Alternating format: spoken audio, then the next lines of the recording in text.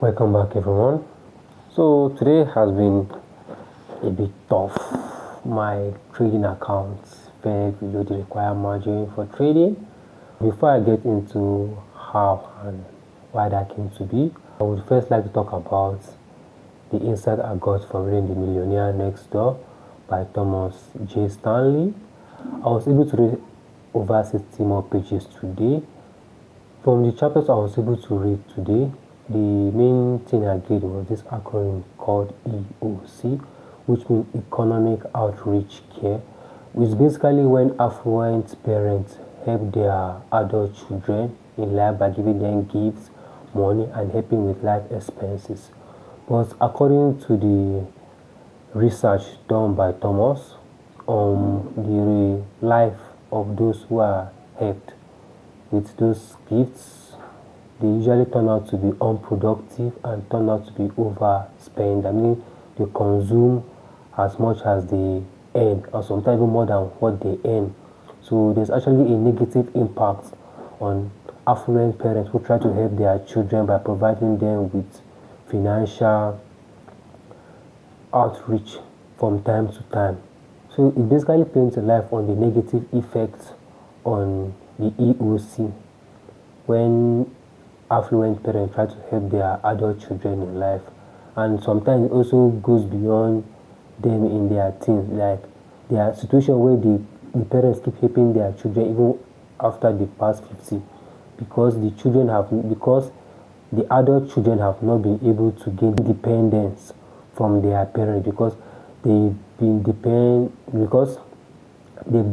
on the parents to provide everything they needed. So the productivity drive in them has died off, and they are not able to take risks, which enables them to become millionaires like their affluent parents. So yeah, it just basically brings more and more of that and why it is negative. And reading through that, I also see my own errors in thought, thinking that parents are supposed to give and give, but it's not supposed to be like that. The main thing that parents are supposed to give is education to their children and teach them discipline and how to be frugal. Also, the lifestyle that the affluent parents live reflects a lot on how the adult child will live when he or she reaches that age. So the best way to ensure they don't become an over-consumer and spend as much as they earn or more than what they earn by making sure that when they are growing up, their parents teach them how to be disciplined and how to manage money, and also how to go out there, take risks, and make something of themselves, which can only be achieved if their parents allow them to go out into the world and see what they are able to offer to the world.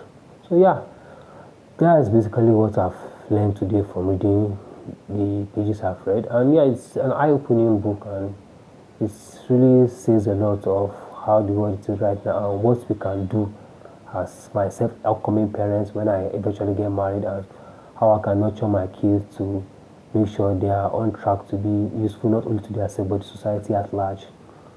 So yeah, and the next part I'd like to talk about is my trading. Today has been, oh, like God, it's been kind of crazy because I talked about opening EA position yesterday, which is Euro Audi. I opened it.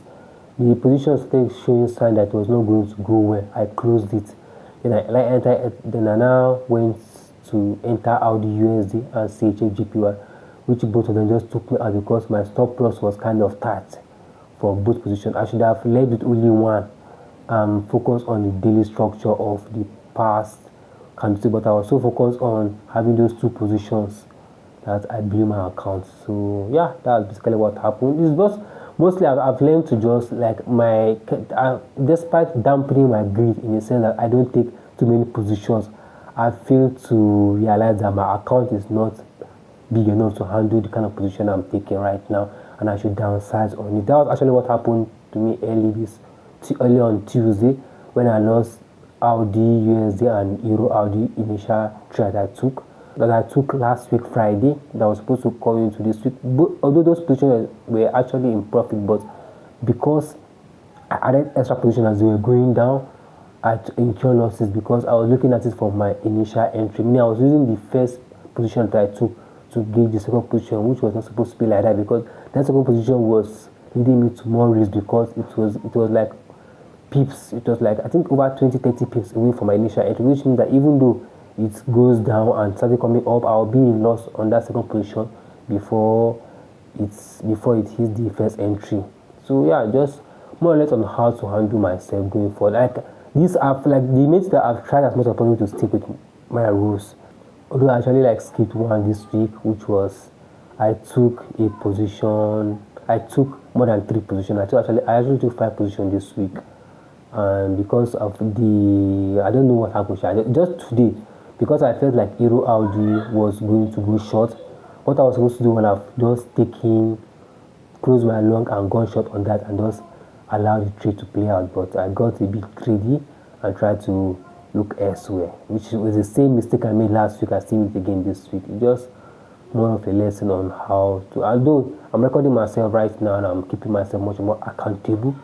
So the main focus of next week is to make sure none of this mistake repeat itself. I stick to my trade, I stick to my 3 pairs, and as much as possible make sure I don't try to fight the correlation, because I've realized that what's actually killing me is correlation. When I feel like 2 pairs are correlated, I often want to take a long on this pair and take a short on this pair, especially when they're on my watch list for the week.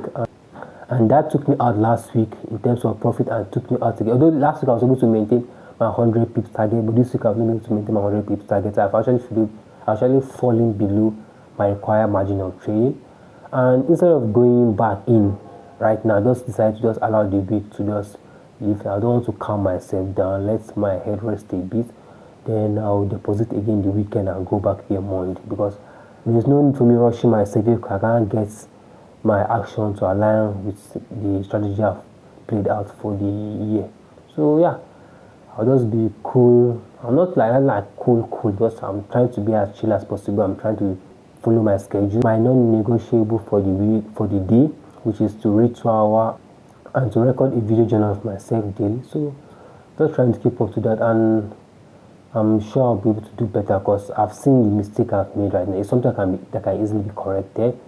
Don't put on a tight stop loss, because I don't usually put on tight stop loss, but it just happens today that I got greedy again and I did it unintentionally. So I have to work on that. And yeah, I'm allowing myself to at least have a breather and just focus on the tasks that I have on my routine. So just trying to do that and calm down a bit. Then next week again I'll go again. So yeah, that's it for right now. So that's how my trading has gone so far. It's been a lot, trying to change habits, trying to do better, and at the same time seeing yourself falling back into old habits, trying to go back again and make sure I stick to the new philosophy of trading I'm trying to approach this January with. And yeah, that's my intention, to do better and to do better. So yeah, that's it for trading for today. And that's not supposed to be something I find insightful on the internet. There was this tweet I saw. I've seen it multiple times on the internet, that where Warren Buffett talk about reading over 500 pages per week, that everything compound. The same as money compound when it's in an index fund. That's how knowledge compound too. So I'm trying to keep true to that, in the sense of reading 2 hours every day, except on Sunday or when I finish a book for the day. Because when I usually finish a book, even though I've read for only 30 minutes or 1 hour during the day, I tend to not read again till the next day. I'm just trying to have my remark on the book and kind of think about what I've learned so far. So that's how I've approached it. And tomorrow I should be finishing The Millionaire Next Door. So I'll be giving my final insight on that. I'm writing my review and posting it on Twitter. So yeah, it feels like I've rambled a lot today, but that's how the day has gone. So thanks a lot for listening. I'll see you all tomorrow. Bye.